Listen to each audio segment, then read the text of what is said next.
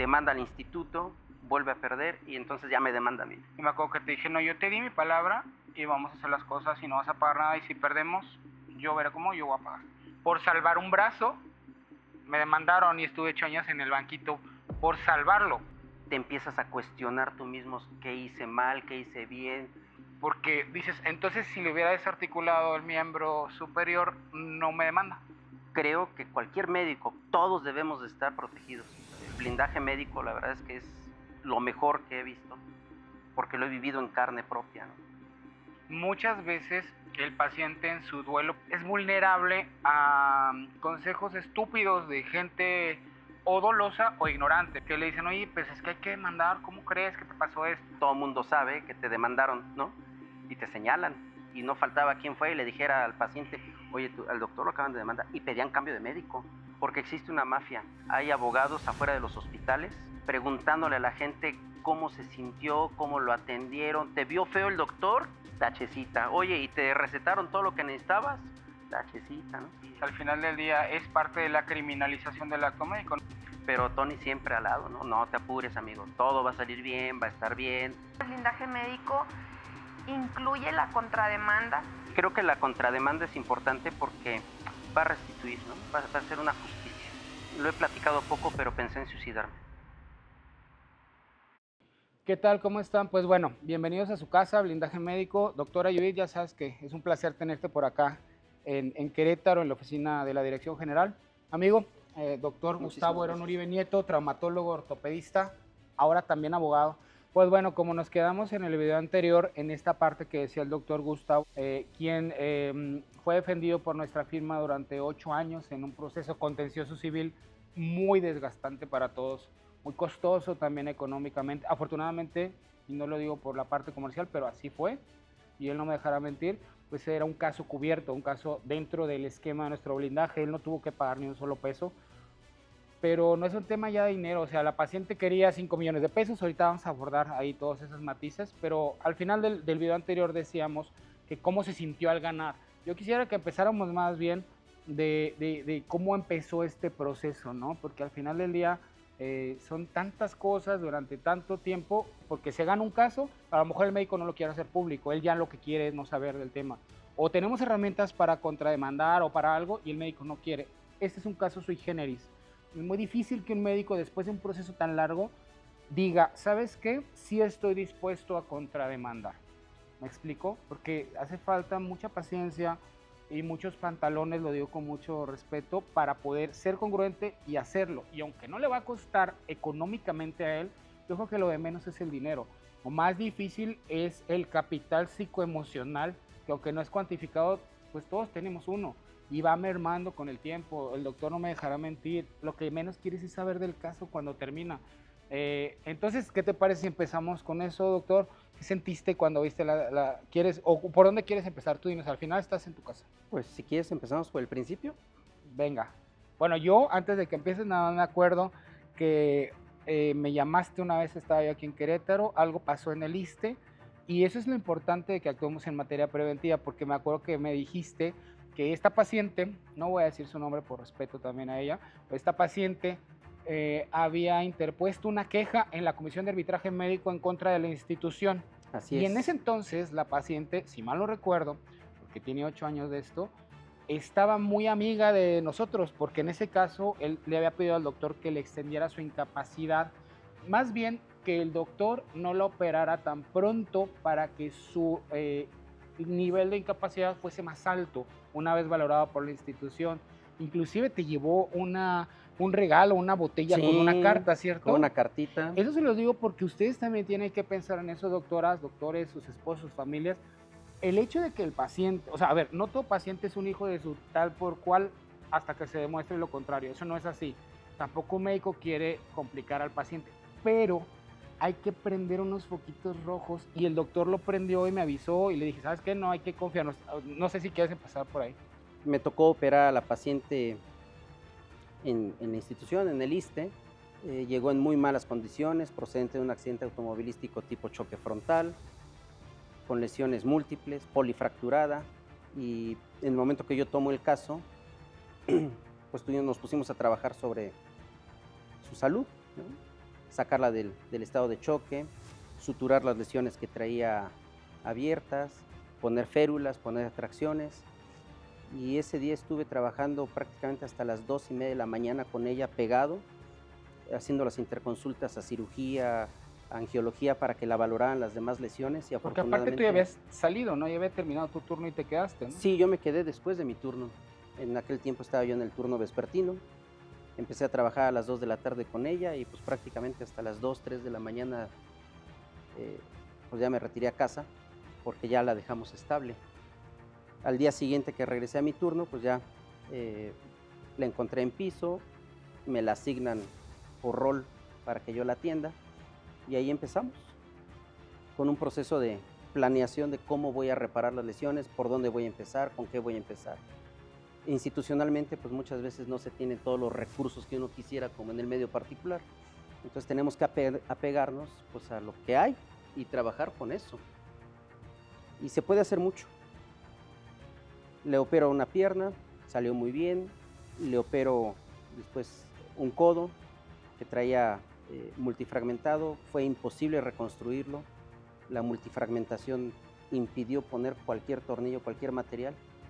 Y entonces tomé la decisión para en un segundo tiempo retirar todo el material óseo fragmentado, desvitalizado y dejar preparada la superficie para o una artrodesis definitiva o para una prótesis de codo. Se egresa la paciente, le di seguimiento por consulta externa en múltiples ocasiones, sus incapacidades. Obviamente no la podía levantar a caminar porque pues, no tenía brazo que la soportara en una andadera o en unas muletas. Entonces todo el tiempo estuve en una silla de ruedas esperando que consolidara y bueno, fue evolucionando. La paciente efectivamente, como dice el licenciado, se mostraba afable y amigable con uno, ¿no? Son los pacientes que te caen bien de primera instancia y te empiezan a llevar regalitos y una cartita, ¿no? Y hasta una botella bastante de alto volumen, porque lo que ella, ahora lo entendemos, es que buscaba que Medicina del Trabajo le diera el 100% de pensión total permanente. Por cuestiones de ella, rompe la placa de fémur. Nos percatamos de eso, le propuse la cirugía y ella... Pero aparte, inclusive, perdón, en el interrogatorio ella comenta que estaba cargando unas cubetas. Unas ¿no? cubetas, sí. Que aún así es muy difícil romper la placa, pero de todas maneras ella misma confesó haber estado, perdón que te haya interrumpido, violentando las indicaciones postoperatorias y de que ella debió haber seguido. Sí, sometió el material a tensiones que pues, no debió de haberla sometido. Pero ella buscaba su 100% de pensión, no lo logró. Cuando sale el dictamen de Medicina del Trabajo, pues inmediatamente le dije, ¿sabes qué? Pues es momento de reoperar. Hay que cambiar esa placa. Vamos que aparte la habías dejado artrodesada, ¿no? En el codo se quedó artrodesado y la placa que se rompió fue la de fémur. Entonces íbamos a operar ese fémur, pero la paciente ya no regresó.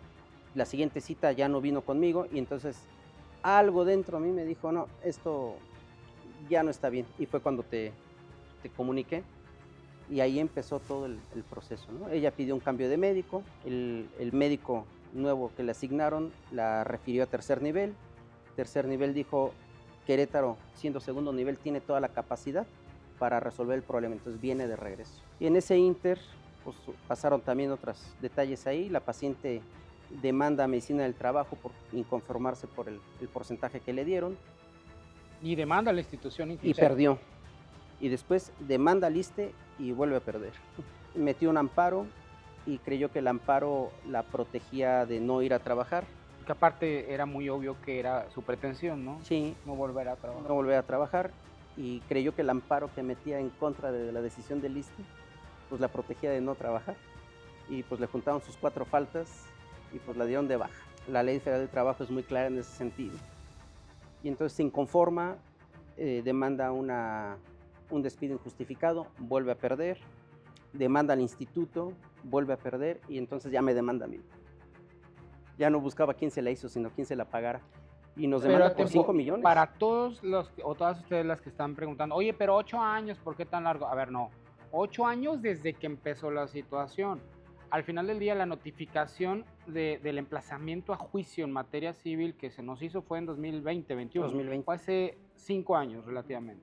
Y eso no lo hacen ni ser lento ni ser rápido, pero al final lo que yo quiero transmitirles a ustedes es, o que queremos que ustedes sepan, es que el proceso contencioso no inicia meramente con la notificación o el emplazamiento a juicio. Inicia desde el momento en el que el paciente te da el más mínimo indicio, chispita de cualquier color de que pueda haber un problema. No quiere decir que entres en pánico, quiere decir que se haga un control de daños jurídicamente hablando, decir, ok, yo qué hice, qué dicen mis notas, qué puedo estructurar bien en mi expediente o no, y estar consciente que eso puede escalar en algún punto. Hay muchos que ya no escalan, pero hay otros que sí se convierten, como en este caso, de 3 años después llega el emplazamiento a juicio. Me acuerdo cuando me avisaste, ¿qué crees? Que ya estamos emplazados. Así es. Bien dicen que el expediente es el que salva a los médicos cuando los médicos salvamos vidas, ¿no? Entonces, recomendación para las doctoras, hagan bien sus expedientes, bien apegados a norma oficial mexicana. Bueno, y Recaben ahí hay todas las otra firmas cosa. que tengan que recabar. El consentimiento informado. Ya viste que ahorita, bueno, en la sentencia, etcétera, se hace mucho alusión a eso y una de las quejas de la paciente es lo deficiente de los consentimientos bajo información, su estructuración en las instituciones, ¿no? Que creo que es bueno que tú como médico que lo has vivido les platiques a las doctoras lo importante que es que realmente hagan una conciencia de, bueno, yo imagino, tú vuelves a operar a un paciente complicado con un consentimiento que está mal estructurado de formato, o sea, que no trae fecha, que no trae testigos, o de los que te dan la institución, tú lo volverías a... Fíjate que lamentablemente el instituto tiene esas deficiencias y creo que el Seguro Social también tiene por ahí algunos detallitos. Muchos. ISSSTE y Seguro Social, por lo menos los que conozco. Entonces lo que yo hago es que hago una complementación del consentimiento informado.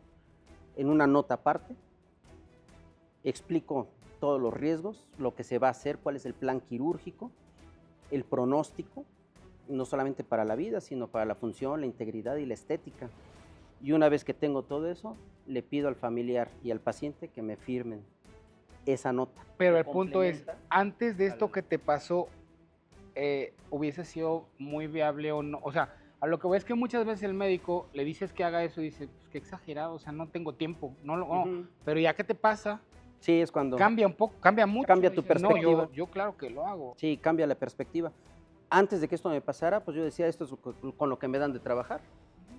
Este es el documento que me presenta el instituto y es el documento con el que voy a trabajar.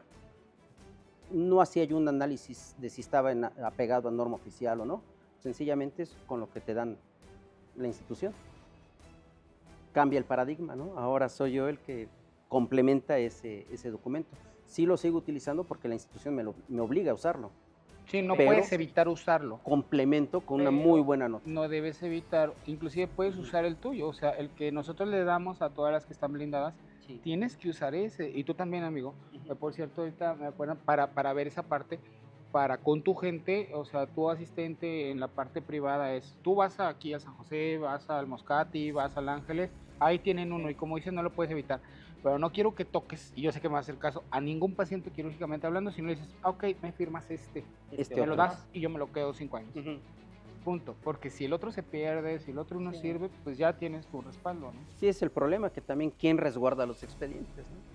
Sí, y quién te garantiza que no, y ha pasado 1000 veces, de que, ay, es que la paciente es amiga del expediente, del archivo, va y lo saca, y no, ¿dónde está el consentimiento? Por eso es importante que en estos foros, y gracias Judith, pues todos hagamos conciencia. Yo creo que, perdón, esto que están mencionando, de que creemos, yo trabajo en el IMSS, y creemos que los consentimientos informados que nos están dando y con que se los demos a firmar están completos, estamos realmente protegidos, y bueno, ya vemos que no es así, ¿verdad?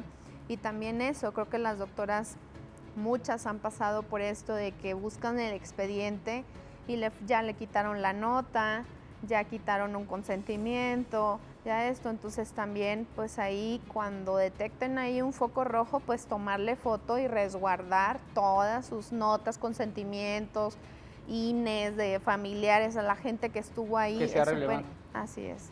Y pues bueno, recibimos la demanda y empezó el proceso. Blindaje médico llevó toda la cuestión legal y pues la parte emocional me tocó a mí aguantar el trancazo, ¿no? Dejé de comer, la autoestima se te va al piso, te empiezas a cuestionar tú mismo qué hice mal, qué hice bien, qué me faltó, dónde me equivoqué. Porque aparte, la desarticulación del miembro era lo que hubiese sido incuestionable, ¿no? Porque tenías criterios para hacerlo, ¿cierto? De hecho, mis compañeros del servicio, cuando se presentan los casos en el pase de visita, la opinión generalizada de todos mis compañeros fue, ampútale, quítate de broncas, ¿no? Pero Por eso creo- los encabezados de nuestras notas, perdón, dicen, o sea, por salvar un brazo, me demandaron y estuve 8 años en el banquito por salvarlo, porque el acto heroico, perdón que cambie un poco el tema, pero ayer vi una nota de unos japoneses que deciden suturar la mano no sé si ya lo vieron, al pie del paciente. Me puse a pensar para poder mantenerlo con cierta irrigación y luego poderlo recuperar o intentarlo. Pero me puse a pensar justo en el caso y dije, ¿cómo un acto heroico a toda luz en otro país donde hay menos ignorancia, lo digo con todo respeto para los usuarios del servicio de atención médica, en este país, en este ambiente, resulta en una negligencia cuestionable y un acto atribuible 100% al médico? Porque dices, entonces si le hubiera desarticulado el miembro superior, no me demanda. pues sí, no hubiera habido elementos para. Y no hubiera salido usted a las 2 de la mañana. ¿Hubiera salido a qué hora? Pues, a las 8 de la noche que me tocaba salir. 8 de ¿no? la noche, usted trabajó tiempo extra. ¿Por qué? Pues porque somos médicos, somos humanos y vemos más allá, muchos colegas, de que, ay, no, yo ya salí. No, es un brazo que se puede salvar, es una paciente o que le tengo que hacer un lavado mecánico. Estamos viendo al paciente, ya nos olvidamos a veces de nosotros, de nuestras familias, de nuestros compromisos, y ahí estuvo. ¿Y qué se ganó? Pues una demanda. Una demanda que hasta ahorita, este año, se pudo vencer o salir de eso. Sí, yo siempre he pensado que conservar la integridad del paciente lo mayor posible, para el paciente es lo mejor, porque psicológicamente te ves completo. No es la primera vez que lo intenté, ni ha sido la última. Hemos recuperado otras extremidades con mucho daño a tejidos y que a los pacientes les ha ido muy, muy bien. Que ahí, perdón, es donde entra también la parte de que yo quiero que tomen en cuenta algo. Muchas veces el paciente en su duelo, porque al final hay un duelo por la pérdida de la salud o por la pérdida de la movilidad, en este caso de la extremidad, es vulnerable a consejos estúpidos de gente o dolosa o ignorante. Me refiero a los abogados y al vecino y a la vecina y a doctor Google y a lo que sea, que le dicen, oye, pues es que hay que demandar, ¿cómo crees que te pasó esto? Sobre todo los abogados. Ahí quiero hacer un paréntesis porque de hecho justo este abogado, que ya le agarró un poco ahí de enojo el amigo al abogado, ese abogado tiene ahorita demandado a otros médicos. Este ha sido el único caso donde ha enfrentado una batería jurídica muy fuerte, muy pesada, pero en otros casos ha llegado a ganar porque los médicos se vencen y entonces pagan o se asustan y dan dinero, y entonces él ha visto un nicho de mercado y es a lo que yo le llamo la mafia de la mala praxis. O sea, a lo que voy en resumen es que no siempre es el paciente que quiere demandar a fuerzas, sino que mucha gente los lleva a estos procesos contenciosos tan fuertes para ellos, donde ellos también sufren y luego terminan, como en este caso, ¿cómo se sentirá ahorita la paciente, no? Sí, Pues decepcionados y ahora con miedo de que la van a demandar, ¿no? Sí. Sí, son muchos sentimientos encontrados. Así es. Doctor, las doctoras ahí en el grupo se cuestionaban ciertas cosas. Por ejemplo, si usted durante estos 5 años o 8 años que fue el proceso, ¿verdad?, de todo este aspecto legal, estuvo trabajando. Sí, seguí trabajando. ¿Le afectó en algo esta demanda en cuestión emocional? Sabemos que sí, ya no lo dijo. ¿En cuestión laboral? Sí, fíjate que en la parte médica te sientes inseguro. O sea, vuelves a entrar a quirófano y entras con miedo. Y sobre todo porque dentro del ámbito de un hospital dicen que pueblo chico, infierno grande, todo el mundo sabe que te demandaron, ¿no? Y te señalan. Y las quirúrgicas, las instrumentistas, todo el mundo te dice, es que al doctor Uribe lo demandaron, algo hizo mal. Ya eres malo. Y entonces eres el malo, ¿no? Inclusive al principio me asignaban por rol un paciente y no faltaba quien fue y le dijera al paciente, oye, al doctor lo acaban de demandar, y pedían cambio de médico. Y yo decía, ¿qué pasa? Por un lado decía, ay, qué bueno que se me lo quiten, ¿no? No me siento en condiciones, pero porque tengo esa inseguridad. Se va diluyendo con el tiempo, vas superándolo poco a poco, vas recuperando esa seguridad y vuelves otra vez a operar y agarras otra vez tu ritmo que traías, pero ya sobre una enseñanza, ¿no? Entonces, como bien dice Tony, ya la mula no era arisca, la hicieron los trancazos. Entonces, vas aprendiendo sobre la marcha. Por eso decidí estudiar Derecho, porque dije, no, pues tengo que empaparme, tengo que aprender de esta lección. O sea, después de que recibe la demanda, ¿usted inicia Sí, a a estudiar estudiar Derecho. Derecho? Sí, Wow. tenía que hablar el mismo idioma. Que de hecho, yo hace poquito que nos reunimos ahí en la casa de todos ustedes, estábamos festejando, ¿por qué no decirlo? Y yo le decía que hubiera sido mucho más difícil el entendimiento de este proceso, en el caso de él, si él no hubiese sido ya pues un abogado en formación. En este caso pues ya terminó, ya tiene su cédula y todo, pero pues es que solo así puedes entender el por qué hay procesos y por qué, por ejemplo, en materia civil, el Código Civil marca ciertos pasos, normas, tiempos y a dónde vamos. Inclusive, aún siendo abogado, a veces le quedan dudas y me dice, oye, ¿y acá qué sigue? ¿Y acá qué vamos a hacer? Pero pues para cuando el médico, pues obviamente no sabe nada de derecho y solo se basa en lo que le dice el amigo, el vecino, el sobrino que es abogado o el conocido, pues obviamente se confunde mucho y es como que siempre entra la duda de si estoy haciendo lo correcto o no, ¿no? Yo creo que, y eso es algo que sí quiero hacer notar, ¿no? Un caso de esta naturaleza que hubiese durado todo este tiempo, actualmente yo creo que no costaría menos de unos 12 o 13 millones de pesos la defensa, porque no creo habernos gastado menos de los 5 millones que la paciente quería en llevarlo. ¿Por qué llevarlo? ¿Por qué hacerlo? Por congruencia. Simplemente no es que seamos ni Superman ni nada de eso, pero es congruencia. Nosotros nos dedicamos a una cosa que es defender médicos, procurando que no haya sentencias en contra de ellos ni en contra nuestra, porque si perdemos nosotros pagamos. Sea el caso cubierto o no cubierto, pues si no es cubierto, nosotros tenemos un patrimonio intelectual e industrial que es nuestro prestigio como abogados y como firma. Y si perdemos, va disminuyendo ese prestigio. No nos interesa perder, pero el punto es, en congruencia, o sea, yo prefiero gastarme 5 millones de pesos en defender un caso 5 años o 6 o 7 u 8. Y ahorita, por ejemplo, se lo decía a Gustavo ese día, pues ahorita lo fácil sería, ya déjalo así, mira, tranquilo. Pero si yo estoy valorando que él quiere, que él puede y que psicoemocionalmente a él le va a hacer bien porque él quiere, pues vamos a hacerlo. ¿Nos va a costar? Sí, sí nos va a costar una denuncia de este tipo de situaciones. Pues yo creo que más o menos un par de millones sí costaría llevar ese caso.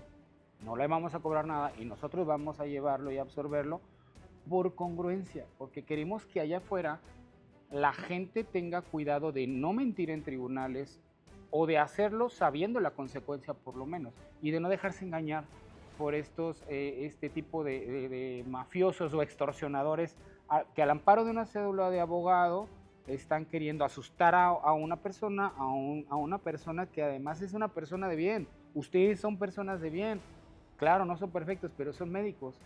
Y entonces lo que procuran es, se asusta, la doctora Judith, la voy a demandar, digo, toco madera, lo bueno es que está blindada, pero se asusta y entonces es vulnerable y los médicos no levantan la voz y al cabo no hay problema y luego me pagan. Y eso es lo que yo creo que en congruencia tenemos que tratar, no de evitar, porque no se va a poder evitar, pero sí poner nuestro granito para cerrar filas. Doctor, usted desde que estaba en formación y desde que se convirtió en médico, ¿cuándo supo que necesitaba un respaldo médico legal? Desde que estaba en la residencia. En la residencia. En la residencia. Yo hice la residencia en el Hospital Central de Cruz Roja en Polanco. Entonces nos lleva muchos casos médico-legales. De hecho, ahí en el hospital había 2 agencias del Ministerio Público para poder atender todos los casos que llegaban. Sí. Y entonces ahí aprendí a hacer resúmenes clínicos para el Ministerio Público. Y yo decía, carambas, aquí hay algo más de lo que en la facultad te enseñan. Esto nadie me lo enseñó. Entonces me pegaba yo con los ministerios públicos, oye, ¿cómo se hace? Y vas aprendiendo sobre la marcha. Cuando salgo yo de la residencia y llego aquí a Querétaro de regreso a trabajar, pues contacté con una firma, ahí nos conocimos en aquella época. Y bueno, seguimos con Tony. Ha sido el camino pues ya de muchos años. Porque sí, creo que cualquier médico, especialidad que sea, médico general o un superespecialista, todos debemos de estar protegidos de una o de otra manera. El blindaje médico, la verdad es que es lo mejor que he visto, porque lo he vivido en carne propia, ¿no? Pero protéjanse, esa es la parte importante, porque existe una mafia. Hay abogados afuera de los hospitales preguntándole a la gente cómo se sintió, cómo lo atendieron. ¿Te vio feo el doctor? Tachecita. Oye, ¿y te recetaron todo lo que necesitabas? Tachecita, ¿no? Y entonces inducen a la gente a creer, ¿no?, que pueden ir a un tribunal, ganar y te vas a llevar una lana. Sí, Cuando este no es coyotaje, cierto. ¿no? Como, Es un como coyotaje, sí es. al final del día es parte de la criminalización del acto médico. No nada más es un tema legal, es un tema conductual y social. El hecho de que afuera de un hospital, a donde se supone que yo voy a buscar una ayuda, hay alguien afuera que no sabe nada de lo que van a hacer los médicos para cuestionar si lo que hizo el médico estuvo bien o mal. Pues ese abogado ni sabe qué tenía que hacer el médico, ni con qué cuenta el médico para hacerlo. Y se supone que yo paciente tampoco, pero el abogado me va a invitar a cuestionar lo que hizo el médico. Entonces, creo que sí es fuerte. Y la mayoría de los médicos, pues lo que menos queremos son problemas. Tú quieres dedicarte a tu consulta, a ver tus pacientes, ayudar y punto. Y cuando alguien llega y te avienta una demanda por 5 millones de pesos, la verdad sí me asusté. Dije, ¿de dónde? ¿Cómo? Pero usted ya estaba con blindaje. Ya estaba con blindaje. Bueno, ¿y este proceso le tuvo que pagar algo más aquí con nosotros en blindaje? No he pagado nada. Nada. Mi anualidad Tristemente no. y Sí. nada más. Sí. No, te debo todo, Tony. No. Sus anualidades. Yo creo que ahí la normal. palabra es lo que más vale. Yo me acuerdo cuando estábamos, y de hecho no estábamos en esta oficina del piso 21 ni en la del 5, estábamos en otra, en la del 8 de aquí de este corporativo. Y me acuerdo que te dije, no, yo te di mi palabra y vamos a hacer las cosas y no vas a pagar nada, y si perdemos, yo veré cómo, yo voy a pagar. Y sí es un riesgo y una situación que luego a veces a uno como abogado, como empresario no te deja dormir, pero al final tú dijiste algo y lo tienes que cumplir. Y tienes que decidir si vas a cumplir cabalmente, decir, bueno, a lo mejor si hubiera buscado a la familia o a la paciente, ¿sabes qué? Mira, no quieres 5, ten 1 ahorita porque vas a perder. A lo mejor hubiera querido y yo gasto menos, pero no se trata de eso. Se trata de que del otro lado hay un ser humano que se formó para ayudar, que si yo lo someto a, ya se te va a acabar el problema, ok, pues dice, bueno, ok, pero se queda con un trauma de por vida. Ahorita nos decía eso de que ves a un paciente y ya lo ves con miedo, pero después de que la vida y la justicia te regresan al punto cero en donde te dicen, no, tienes razón, creo que, y yo creo que esa es la siguiente pregunta o el siguiente comentario, yo he visto que te vuelve el alma al cuerpo como médico y dices, ok, todas estas dudas que tenía se empiezan a disipar respecto a si hice bien, si no hice bien, valió la pena, no valió la pena, o tú cómo lo vives. Pues yo creo que valió la pena todo esto. De una mala experiencia, creo que hemos aprendido muchísimo. No soy el mismo de hace 8 años, definitivamente cambié. Fue una montaña rusa de emociones, ¿no? Y así como de repente veíamos que todo íbamos bien, y de repente yo sentía que, ay, caramba, ya se atoró otra vez, y ahora qué va a pasar, y esa sensación de incertidumbre, ¿no? Pero Tony siempre al lado, ¿no? No te apures, amigo, todo va a salir bien, va a estar bien, vamos a hacer esto, vamos a meter este documento, vamos a apelar, ¿no? Toda una estrategia legal detrás, que al principio como médico pues no la entiendes, yo creo que les pasa lo mismo a los abogados. Si te presenta una estrategia, un plan quirúrgico, pues a lo mejor al principio no lo entiendes si no eres médico, ¿no? ¿Por qué tienes que estabilizar al paciente primero? ¿Cómo es el ABC, no? ¿Por qué primero la A y no empiezas a controlar el sangrado, ¿no? Claro. Entonces, hasta que no te metes y te empiezas a empapar de todo el proceso, lo vas entendiendo. Y también ellos llevan sus protocolos y su A, B, C, D. Sí. Que bueno, yo quisiera en este punto, lo que hace a nuestra participación como blindaje médico, pues creo que gracias por la confianza, doctor, gracias a todas las que están blindadas con nosotros, a las que no, blíndense, las que están con otras firmas, bueno, exijan que se les atiende, que se les atienda bien, ustedes merecen eso, que sean bien atendidos, que sean bien llevados sus casos, que les cumplan lo que les prometen, todos tenemos que cumplírselos porque ustedes se merecen eso. Pero yo quisiera pasar a la fase en donde ya los dejo solitos y así como para dejarlos fluir a ustedes, ¿les parece? Va, sí. Gracias. Pues estoy aquí con el doctor Gustavo Uribe, en Querétaro. El doctor, pues ustedes saben, porque ustedes hasta también lo estaban publicando, el doctor fue demandado.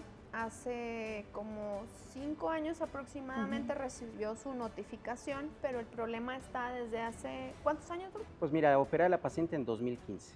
Desde el 2015. En 2008 fue cuando nos dimos cuenta de que algo estaba pasando. Ok, entonces en resumen... No, hace 8 años, perdón. En resumen, el doctor tiene con este caso, con este problema, 8 años. ¿sí? 8 años. Que era una, pues, entre las dudas, ¿cómo que duró 8 años esta demanda? Pues sí pueden durar 8 años, pero realmente el problema con la paciente, el estarla viendo y todo, hasta que llegó una notificación hace 5 años. ¿Usted estaba con alguna empresa, algún respaldo? Siempre he estado con blindaje médico. Ok, ¿desde hace cuánto?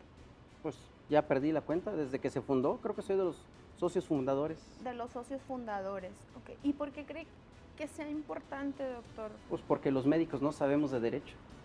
Entonces cualquier persona puede llegar y aventarte una demanda y pues da miedo y no sabes qué hacer. Okay. Se te cae el mundo con algo así.